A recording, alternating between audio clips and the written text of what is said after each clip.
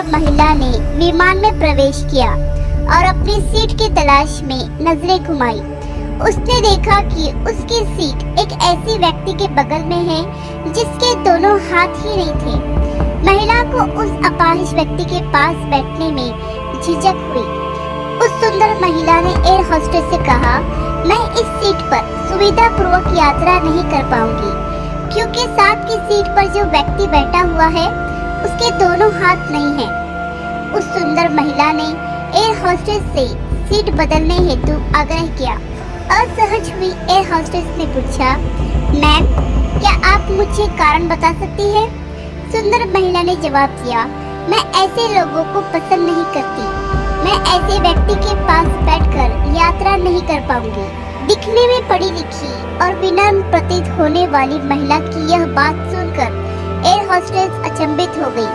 महिला ने एक बार फिर एयर होस्टेस से जोर देकर कहा कि मैं उस सीट पर नहीं बैठ सकती, मुझे कोई दूसरी सीट दे दी जाए। एयर होस्टेस ने खाली सीट की तलाश में चारों ओर नजर घुमाई पर कोई भी सीट खाली नहीं दिखी। एयर होस्टेस ने महिला से कहा, मैडम, इस इकोनॉमी क्लास में कोई सीट खाली नहीं है, किंतु यात्रियों की सुविधा का ध्यान रखना हमारा दायित्व है। मैं विमान के कप्तान से बात करती हूँ, कृपया तब तक थोड़ा धैर्य रखिए। ऐसा कहकर एयर होस्टेस कप्तान से बात करने चली गई। कुछ समय बाद लौटने के बाद उसने महिला को बताया, मैडम, आपको जो असुविधा हुई उसके लिए बहुत खेद है। इस पूरे विमान में केवल एक सीट खाली है और वह प्रथम श्रेणी में है। मैंने हमारी टीम से बात की है और हमने एक असाधारण निर्णय लिया है। एक यात्री को इकोनॉमी क्लास से प्रथम श्रेणी में भेजने का कार्य हमारी कंपनी के इतिहास में पहली बार हो रहा है। सुंदर महिला अत्यंत प्रसन्न हुई।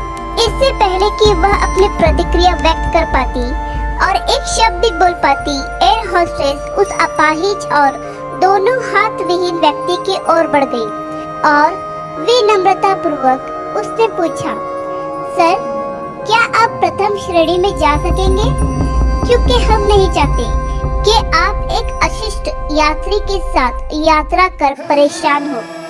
यह बात सुनकर सभी यात्रियों ने ताली बजाकर इस निर्णय का स्वागत किया। वह अति सुंदर दिखने वाली महिला तो अब शर्म से नजरें ही नहीं उठा पा रही थी। तब उस अपाहिज व्यक्ति ने खड़े होकर कहा, मैं एक भूतपूर्व सैनिक हूँ और मैंने एक ऑपरेशन के दौरान सीमा पर हुए बम विस्फोट में अपने दोनों हाथ खोए थे। सबसे पहले जब मैंने इन देवी जी की चर्चा सुनी तब मैं सोच रहा था कि मैंने भी किन लोगों की सुरक्षा के लिए अपनी जान जोखिम में डाली और अपने हाथ खोए।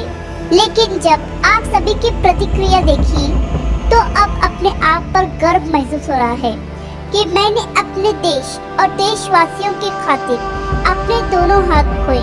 और इतना कहकर वह प्रथम श्रेणी में चले गए। सुंदर महिला पूरी तरह से शर्मिंदा होकर सर झुकाए सीट पर बैठ गई। अगर विचारों में उदारता नहीं है तो ऐसी सुंदरता का कोई मूल्य नहीं है।